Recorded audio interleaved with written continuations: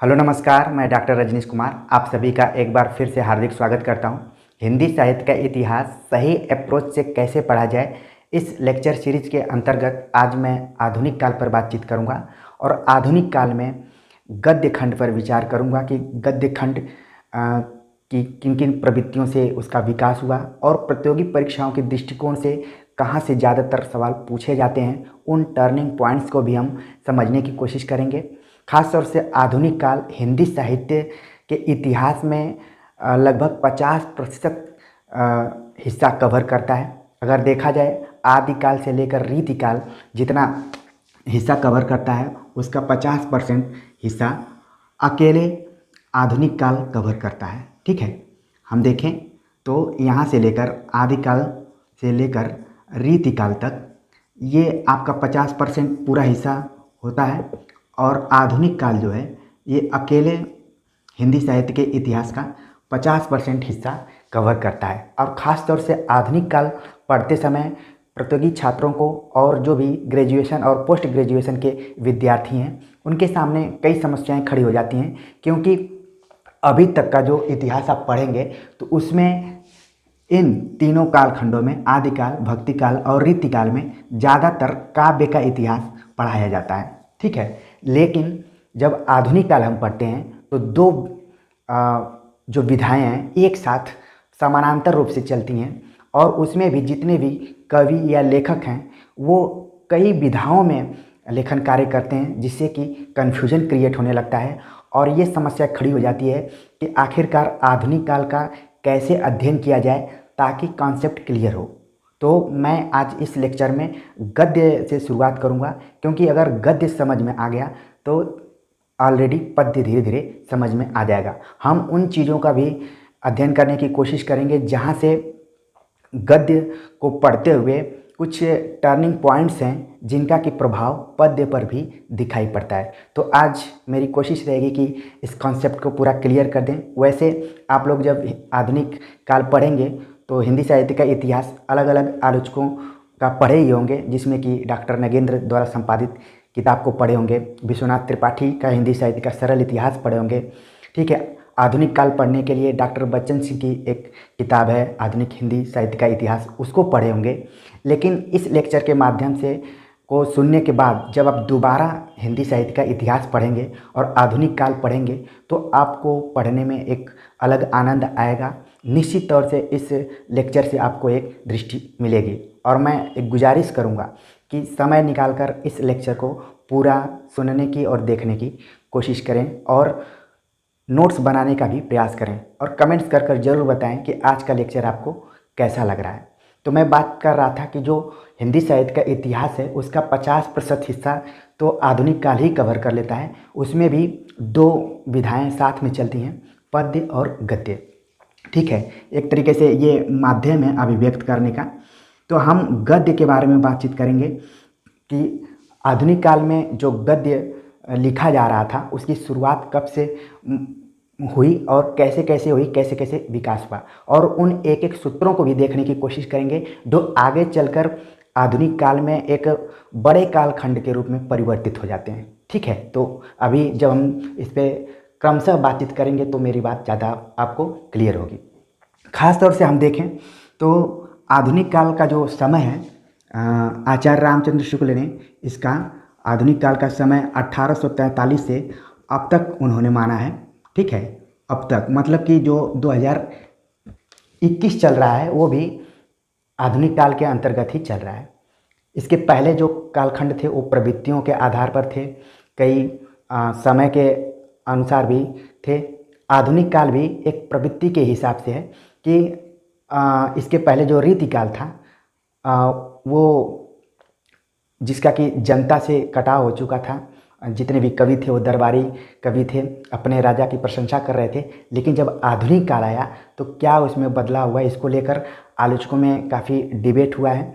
कईयों ने कहा कि यहाँ से नवजागरण की शुरुआत हुई, पुनर्जागरण की शुरुआत हुई और उसको भारतेंद्र युग, द्विवेदी युग, छायावाद, प्रगतिवाद, प्रयोगवाद, नई कविता और अन्य समकालीन विमर्शों में इसको बांटने की कोशिश की और अध्ययन के दृष्टिकोण से उसको सरल बनाने की कोशिश की। उस पर हम इस पूरे लेक्चर में बातचीत करेंगे। तो पहले हम ये बताना चाह रहे थे कि आचार्य रामचंद्र शुक्ल ने इसको 1843 से अब तक माना है।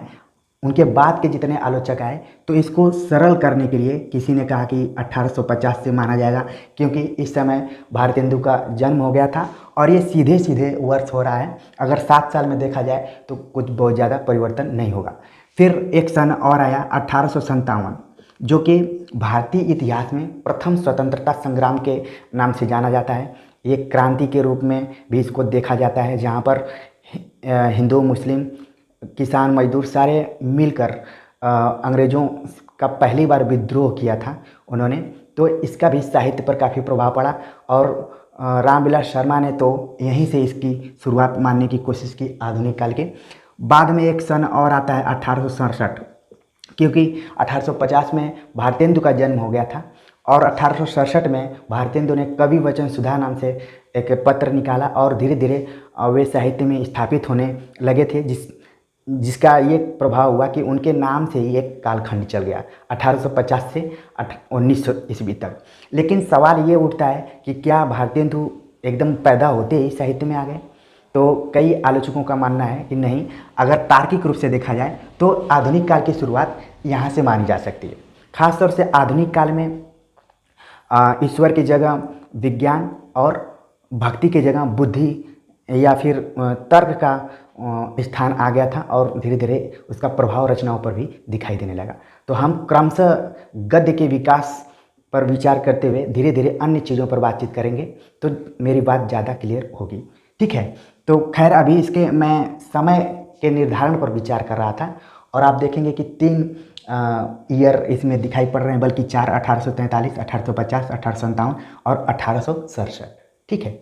तो ये अलग अलग आलोचकों के मत के अनुसार है, तो इस चीज़ को आपको ध्यान में रखने की ज़रूरत है। बहुप्रचलित जो समय है वो 1850 से अब तक माना जा सकता है, ठीक है, याद करने के दृष्टिकोण से। लेकिन कई बार परीक्षाओं में आचार्य रामचंद्र शुक्ल के दृष्टिकोण से पूछ देता है, तो ये आपको रखना पड़ेगा। और आचार्य रामचंद्र शुक्ल के इतिहास पर मैं जब विचार कर रहा था, जो मैंने वीडियो लेक्चर बनाया हुआ था, तो उसमें उन्होंने संवत में इसका विभाजन किया हुआ है, तो उसको भी ध्यान में रखने की ज़रूरत है। कई बार संवत वाला सन भी पूछ देता है। तो प्रतियोगी परीक्षाओं में अगर आप शामिल होने जा रहे हैं तो आपको हर एंगल से चीज़ों को ध्यान में रखने की ज़रूरत है। और मेरे इस लेक्चर में कोशिश रहती है कि आप हर एंगल से देखने की कोशिश करें, क्योंकि परीक्षाओं में कंपटीशन एक एक नंबर पर होता है, तो कोई भी पक्ष न छूटने पाए, ठीक है। तो उम्मीद है कि मेरी बात आप समझ रहे होंगे और उसको नोट्स भी करते जा रहे होंगे, ठीक है। तो हम पहले देखते हैं कि क्या जो गद्य है वो आधुनिक काल से ही लिखा जाना शुरू हो गया कि उसकी भी कोई परंपरा है। तो जब आप गद्य की परंपरा को देखेंगे तो 3 भाषाओं में गद्य पहले लिखा जा रहा था। पहला है राजस्थानी। जब आप आदिकाल पढ़ेंगे तो राजस्थानी गद्य लिखा जा रहा था, जिसमें कि कुछ रचनाएं हैं, जैसे कि पहली रचना है कुवलय माल, जिसके कि लेखक हैं उदितन सूरी। कई बार परीक्षाओं में पूछा जाता है, ठीक है। राउल वेल, ठीक, जिसके रचनाकार हैं रोड़ा, और इसे शिलांकित रचना भी कहा जाता है। ये पत्थर पर लिखी गई थी और इसका जो स्वरूप है वो गद्य का प्रतीत होता है। फिर उक्ति व्यक्ति प्रकरण, उक्ति व्यक्ति प्रकरण, जो कि दामोदर शर्मा द्वारा लिखा गई रचना है, ठीक है। इसके बाद जो दूसरा रूप दिखाई पड़ता है वो है ब्रज भाषा का। ब्रज भाषा का रूप दिखाई पड़ता है, जिसमें कि 84 वैष्णवों की वार्ता, जिसके कि लेखक हैं गोकुलनाथ। जब हम भक्तिकाल पढ़ा रहे थे तो बताए थे, आप इसको नोट करते जाइए। 252 वैष्णवों की वार्ता, इसके भी लेखक गोकुलनाथ ही हैं, ठीक है। इसको ध्यान में रखने की ज़रूरत है। तो ये दूसरा रूप था। इसके बाद जो तीसरा रूप दिखाई पड़ता है वो खड़ी बोली का रूप दिखाई पड़ता है। खड़ी बोली में गद्य लिखा जाना शुरू हो गया था और आज जिस हिंदी का हम प्रयोग करते हैं वही खड़ी बोली का विस्तृत मानक रूप है, ठीक है। तो तीसरा जो रूप है वो है खड़ी बोली का। खड़ी बोली, इसमें जो पहली गद्य रचना मानी जाती है वो है चंद छंद वर्णन की महिमा, जिसके कि लेखक हैं कवि गंग, जिनको नूरजहां ने हाथी से कुचलवा दिया था। कई बार परीक्षा में पूछा जाता है, इसको आप ध्यान में रखिए। इसके बाद आचार्य रामचंद्र शुक्ल ने भाषा योग वासिष्ठ नाम की रचना को प्रथम प्रौढ़ गद्य रचना माना, जिसके लेखक हैं राम प्रसाद निरंजनी। तो देखिए शुरू शुरू में जो गद्य लिखे जा रहे थे, उनकी जो परंपरा थी वो राजस्थानी से शुरू होकर ब्रजभाषा से होते हुए खड़ी बोली तक जा रही है। और उसकी जो कुछ प्रमुख रचनाएं हैं जिनका कि मैंने नाम बताया और साथ में उनके लेखक का भी नाम बताया, जब आप हिंदी साहित्य का इतिहास पढ़ने जाएं तो इनको थोड़ा फोकस करके पढ़िए, ठीक है। अब हम देखते हैं कि विधिवत रूप से खड़ी बोली का विकास करने के लिए कब से पहल शुरू हुई। तो वो टर्निंग पॉइंट्स जो आता है उसको मैं ईयर वाइज बताने की कोशिश करूँगा और आप इसको नोट करते जाइए और तब आपको समझ में आएगा कि कौन कौन से टर्निंग पॉइंट्स हैं। तो वो सन आता है सन 1800 ईस्वी। सन 1800 ईस्वी में फोर्ट विलियम कॉलेज की स्थापना कलकत्ता में होती है। ध्यान रहे कि 1800 ईस्वी में जो भारत की राजधानी थी वो कलकत्ता थी। आज वर्तमान समय में तो दिल्ली है, लेकिन शुरुआती आप देखेंगे हिंदी साहित्य में जो गद्य का विकास हुआ है वो दिल्ली, वाराणसी, इलाहाबाद यहाँ से नहीं हुआ है, बल्कि इसकी सबसे पहले जो नींव पड़ी थी वो फोर्ट विलियम कॉलेज की स्थापना के द्वारा हुई थी। कहाँ पर हुई थी स्थापना, कई बार सवाल पूछा जाता है। ये कलकत्ता में हुई थी। विलियम जोन्स ने इसको स्थापित किया था, विलियम जोन्स। और कई बार सवाल पूछा जाता है कि उस समय वायसराय कौन था, तो इसको भी आपको ध्यान में रखने की ज़रूरत है। इसमें एक नाम और है गिलक्राइस्ट का नाम, जो कि इस कॉलेज के प्रिंसिपल थे। और सबसे महत्वपूर्ण जो सवाल बनता है कि इस कॉलेज में खड़ी बोली गद्य का विकास करने के लिए 4 महत्वपूर्ण व्यक्तियों को शामिल किया गया था, जिनको कि आप फार्मूला के आधार पर देख सकते हैं, ठीक है। ILSS। आई से हो गया इंसा अल्लाह खां, ये थे, फोर्ट विलियम कॉलेज में काम कर रहे थे। एल से हो गया लल्लू लाल। एस से हो गया सदा सुख लाल। और इस एस से हो गया सदल मिश्र, ठीक है। ये 4 व्यक्ति थे जिन्होंने फोर्ट विलियम कॉलेज में काम किया। इंसा अल्लाह खां की जो रचना का नाम है रानी केतकी की कहानी, इसका दूसरा नाम है उदयभान चरित। बहुत बार एग्जाम में सवाल पूछा जाता है। और वो जो रचना है सन 1803 में प्रकाशित हुई। इसका मतलब सन 1800 में फोर्ट विलियम कॉलेज की स्थापना हुई और 2-3 साल इन्होंने काम किया उसमें और एक रचना लिखा रानी केतकी की कहानी। दूसरे व्यक्ति जो थे लल्लू लाल, जिनकी रचना का नाम है प्रेम सागर। और तीसरे व्यक्ति हैं सदा सुखलाल, जिनकी रचना का नाम है सुख सागर। और चौथे व्यक्ति हैं सदल मिश्र, जिनकी रचना का नाम है नासिकेतोपाख्यान। ये चारों व्यक्तियों ने खड़ी बोली का विकास करने में अपना महत्वपूर्ण योगदान दिया। एक सवाल और पूछा जाता है कि इसमें 2 व्यक्ति इंसा अल्लाह खां और सदा सुखलाल जुड़े तो फोर्ट विलियम कॉलेज से थे, लेकिन ये उसमें वहाँ रहते नहीं थे, बल्कि बाहर से काम करते थे, ठीक है। कई बार एग्जाम में पूछा जाता है कि मुख्य रूप से फोर्ट विलियम कॉलेज में रहकर कौन परमानेंट तौर पर किसने काम किया था, तो उसमें लल्लू लाल का नाम आता है और सदल मिश्र का नाम आता है। लेकिन कौन बाहर से काम किया था, तो इंसा अल्लाह खां और सदा सुखलाल ने किया था। इस चीज़ को ध्यान में रखने की ज़रूरत है, इसलिए इनको IS नाम से भी आप कोड करके याद कर सकते हैं। एस ध्यान रहे, एक सदल मिश्र भी है और एक सदा सुखलाल भी है, ठीक है। तो इसमें सदा सुखलाल है। अच्छा, एक सवाल और पूछा जाता है कि जो इंसा अल्लाह खां की जो भाषा है वो बड़ी चुटीली और मुहावरेदार है। कई बार एग्जाम में पूछा जाता है कि फोर्ट विलियम कॉलेज में जो चारों व्यक्ति थे उसमें चुटीली और मुहावरेदार भाषा किसकी रही है, तो इंसा अल्लाह खां की रही है। लल्लू लाल की जो भाषा थी ये इसमें ब्रज भाषा का थोड़ा सा असर था। सदा सुखलाल की भाषा में संस्कृत का प्रभाव था। और सदल मिश्र बिहार के आरा जिले के थे, तो इनमें पूर्वीपन का प्रभाव था। ये भी सवाल पूछा जाता है कि किस पे किन किन भाषाओं का असर रहा है। तो देखिए कि खड़ी बोली गद्य का विकास करने के लिए सबसे पहले जो संस्था आई उसका नाम फोर्ट विलियम कॉलेज हुआ, ठीक है। तो इस सूत्र को आप ध्यान में रखिए कि 1800 ईस्वी में इसकी स्थापना हुई, कलकत्ता में हुई। विलियम जोन्स, गिलक्राइस्ट और ये 4 जो व्यक्ति थे इनका नाम आपको ध्यान में रखना पड़ेगा, ठीक है। अब हम दूसरे सन पर बातचीत करते हैं। दूसरा सन 1809 ईस्वी में जब धीरे धीरे खड़ी बोली का स्वरूप निर्धारित हो रहा था, तो 1809 ईस्वी में विलियम केरे ने बाइबिल का अनुवाद किया। केरे ने बाइबिल का हिंदी और उर्दू दोनों में अनुवाद किया। ठीक है, हिंदी और उर्दू ये दोनों में इसका अनुवाद किया और अपने धर्म का प्रचार प्रसार करने के लिए इन्होंने पैम्पलेट छापा।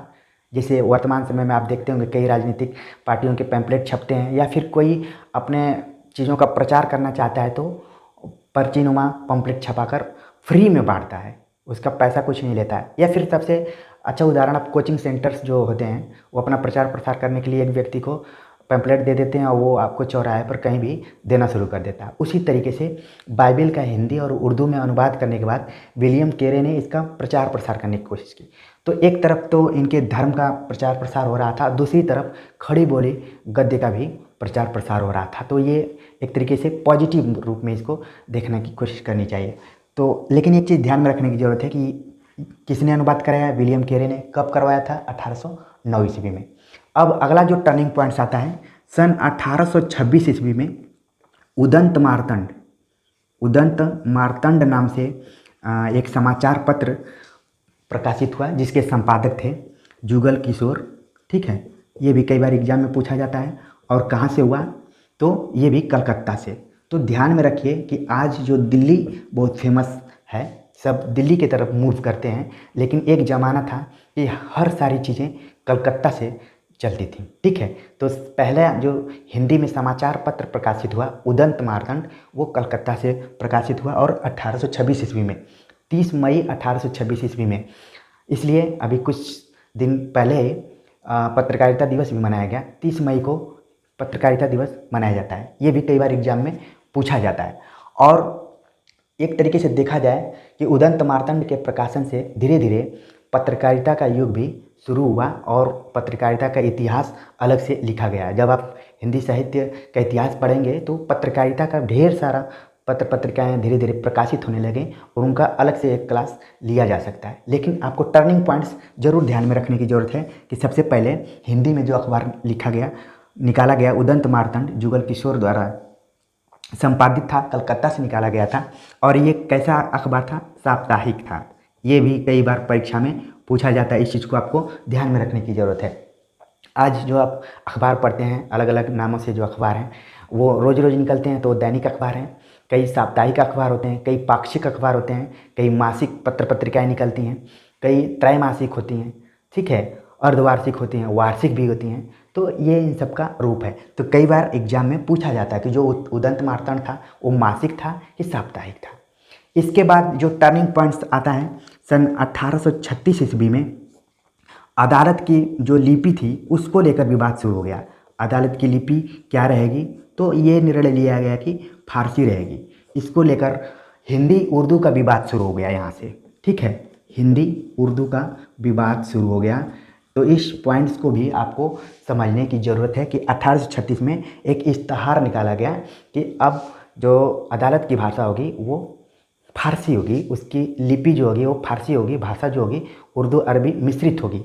आज भी वर्तमान समय में जब आप अदालत में जाएंगे तो कुछ ऐसे शब्द आएंगे जिसको कि सामान्य व्यक्ति नहीं समझ पाता है, जो वकालत करते हैं या फिर उस अदालत से जुड़े रहते हैं, उन्हीं को ज़्यादातर उसकी भाषा समझ में आती है। ठीक है, तो लेकिन बाद में अभी आप पूरा लेक्चर सुनेंगे तो देखेंगे कि कैसे हिंदी उर्दू का विवाद शुरू हुआ और फारसी लिपि के प्रचार प्रसार के साथ जो अंग्रेज थे, क्योंकि उनको सत्ता तो मुग़लों से उन्होंने धीरे धीरे लिया हुआ था, तो उनका जो झुकाव था वो ये नहीं चाहते थे कि यहाँ के लोग आपस में मिलजुल कर रहे हैं, बल्कि उन्होंने भाषा, लिपि, धर्म, इन चीज़ों को लेकर उलझाए रखा और आपस में मनमुटाव को रखा।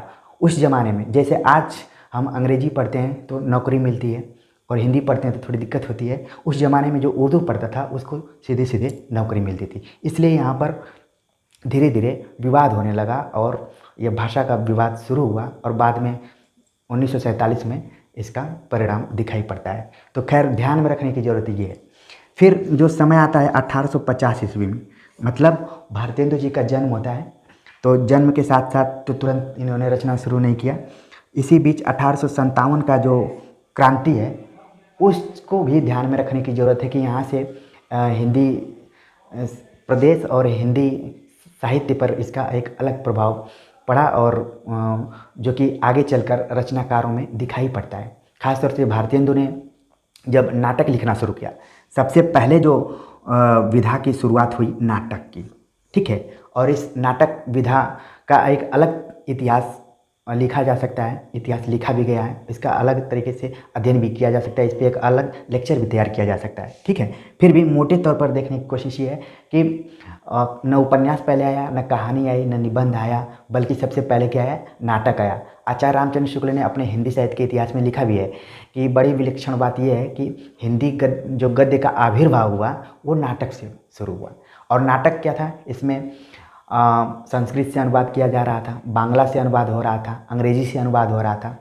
तो भारतेंदु ने उस समय की जो तत्कालीन राजनीतिक, सांस्कृतिक, सामाजिक, आर्थिक परिस्थितियां थी उन पर कई नाटक लिखे। अंधेर नगरी, भारत दुर्दशा, नील देवी, ठीक है, तमाम नाटक लिखे जाने लगे और उनका एक मंडल तैयार हो गया जिसको कि भारतेंदु मंडल के नाम से जाना जाता है, जिसमें प्रताप नारायण मिश्र, प्रेमघन, ठीक है, राधा कृष्णदास, ये सारे लोग शामिल रहे, उसमें लिखना शुरू किया और भारतेंदु भी थे। और नाटक के साथ साथ इन्होंने निबंध भी लिखना शुरू किया।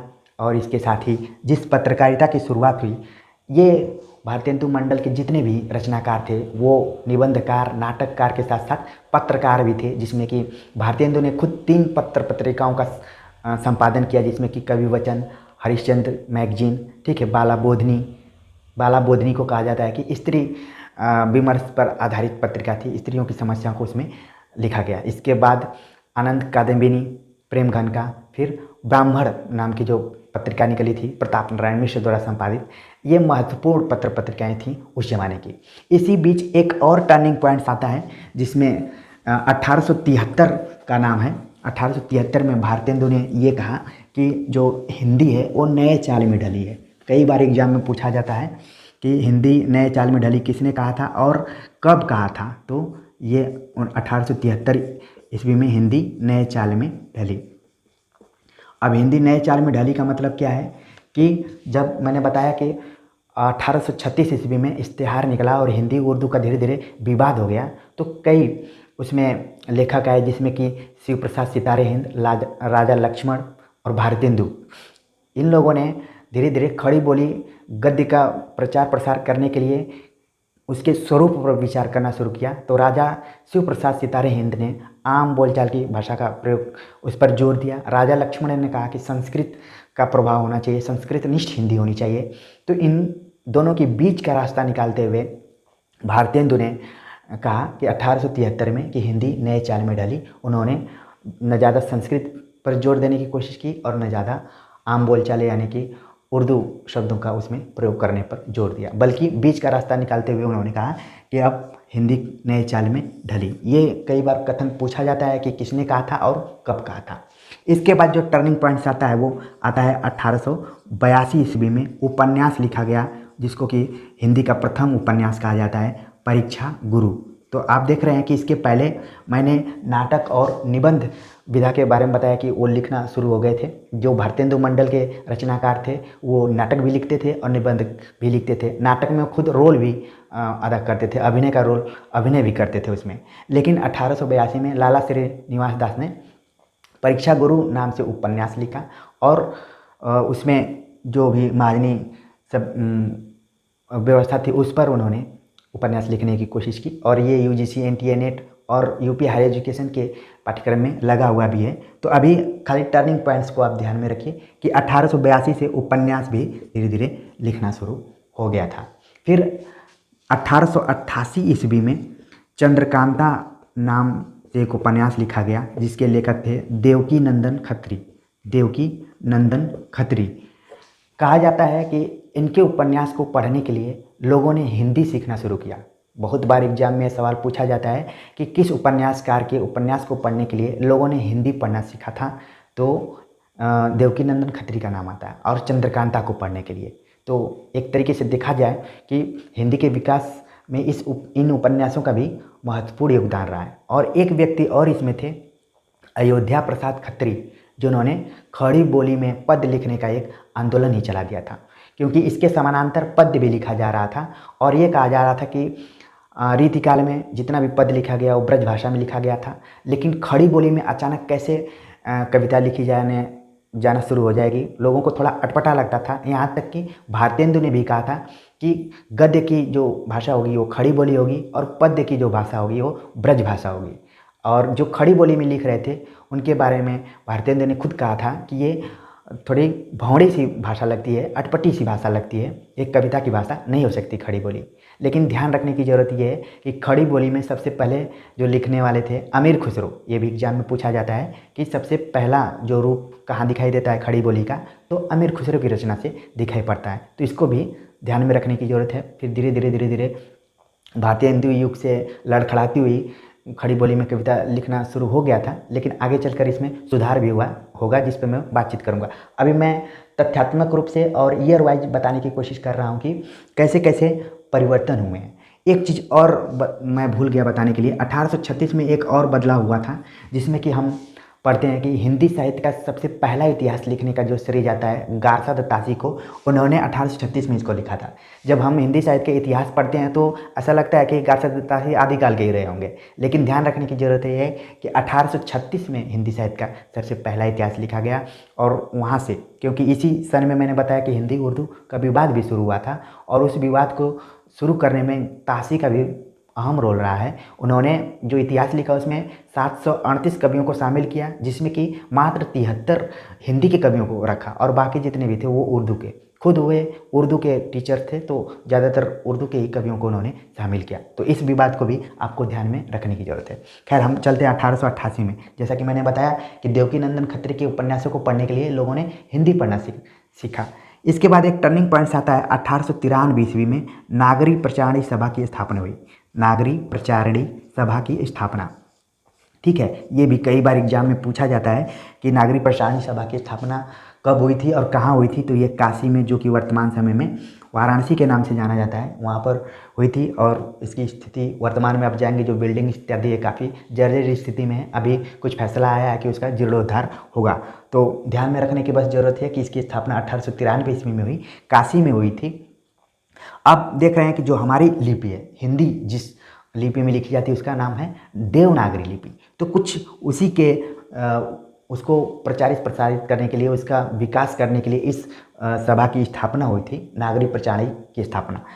और इसके पहले मैंने 1836 में बताया था कि विवाद शुरू हो गया था फारसी लिपि को। तो बीच में कई व्यक्ति ऐसे लगे हुए थे जिनको ये था कि अदालत की भाषा और लिपि के रूप में देवनागरी को हमें स्थापित करना है, जिसके लिए मदन मोहन मालवीय का बहुत ही बड़ा योगदान रहा है, जिन्होंने कि लगभग 60,000 हस्ताक्षर करवाकर लोगों से इकट्ठा किया और अंत में जाकर सन 1904 ईस्वी में अदालत की लिपि के रूप में देवनागरी को भी मान्यता मिली। तो आगे हम उस पर डिस्कशन करेंगे। अभी इस पर ध्यान रखने की जरूरत है कि 1893। अब इसको स्थापित इसमें कौन कौन लोग शामिल थे, तो एक फार्मूला है RSS।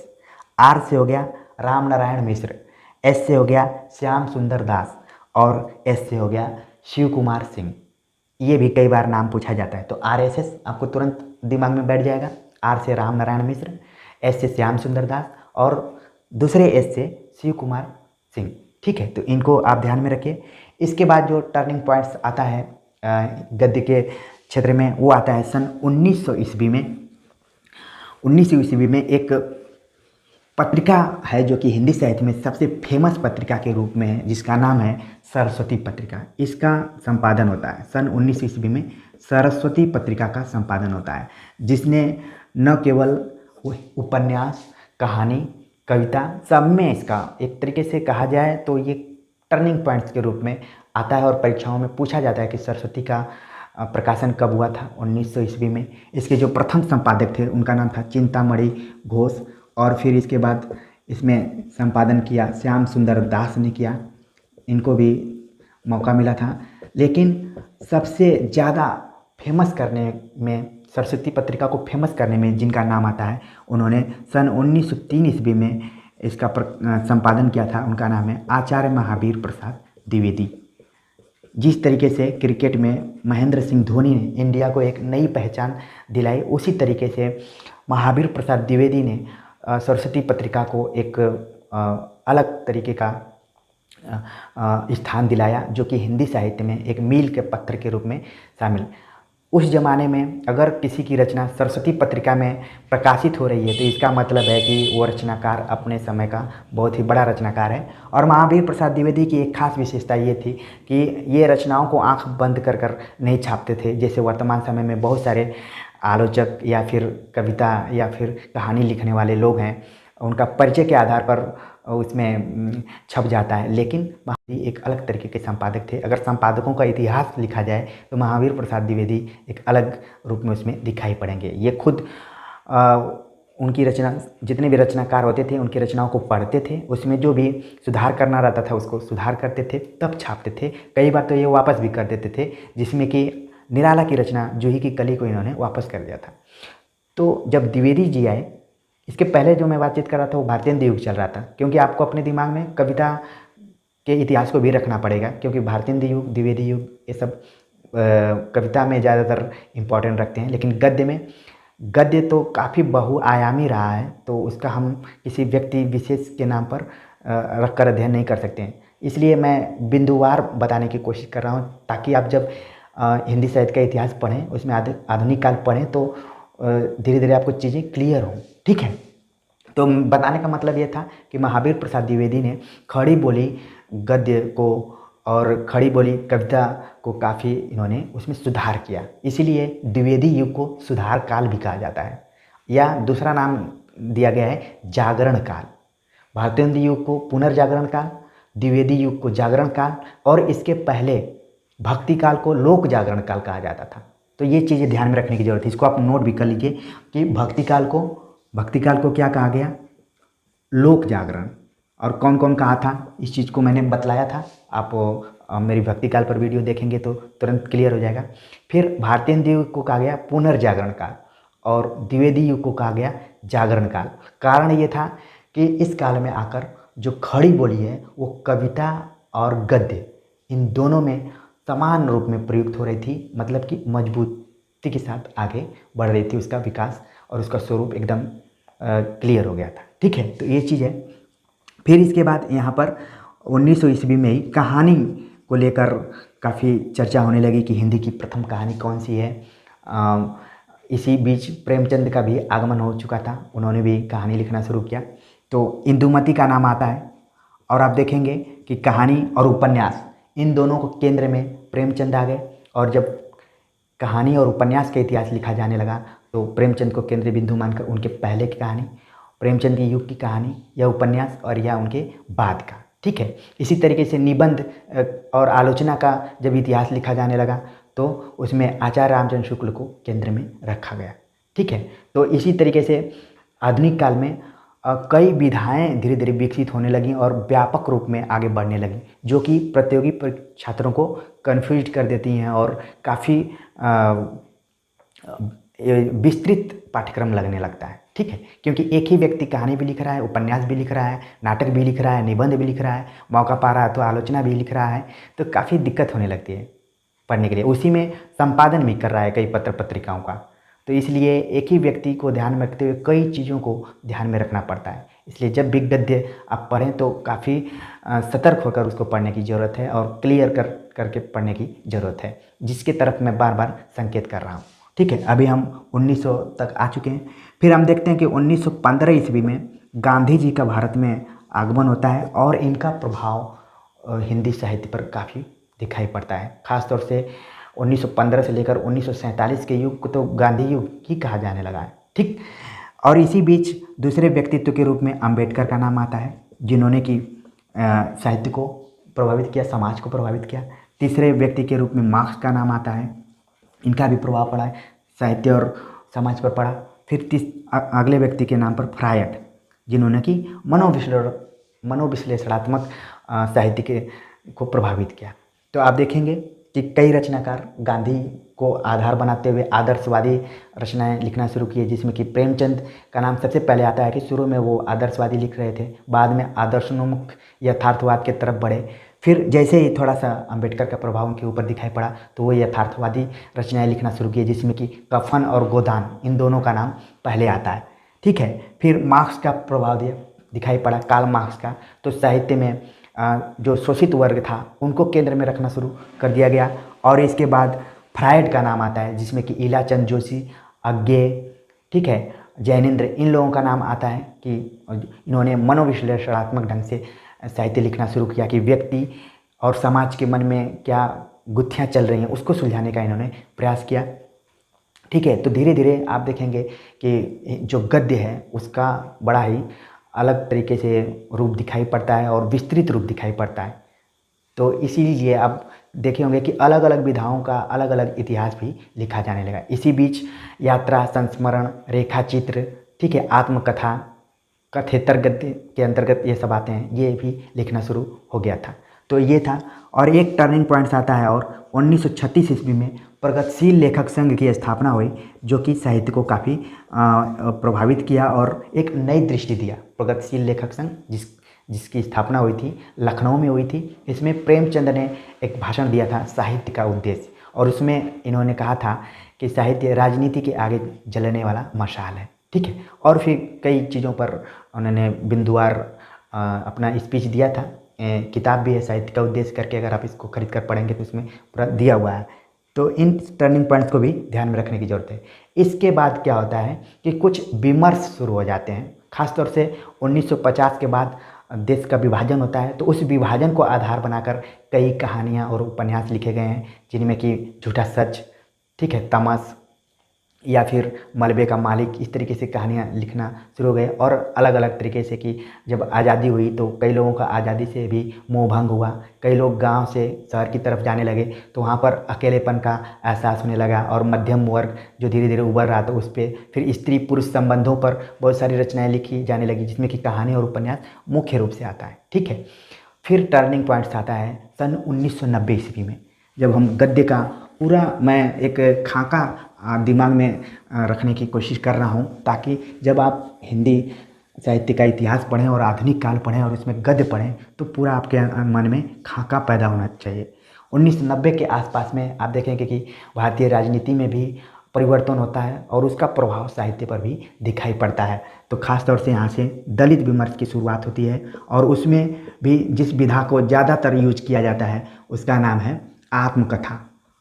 और इसके साथ ही स्त्री विमर्श की भी शुरुआत हुई, और स्त्रियों से संबंधित जितने भी समस्याएं हैं, सामाजिक, आर्थिक, राजनीतिक रूप से, उनको भी रखा गया, और स्त्रियां भी धीरे धीरे अपना आत्मकथा लिखना शुरू कर दी।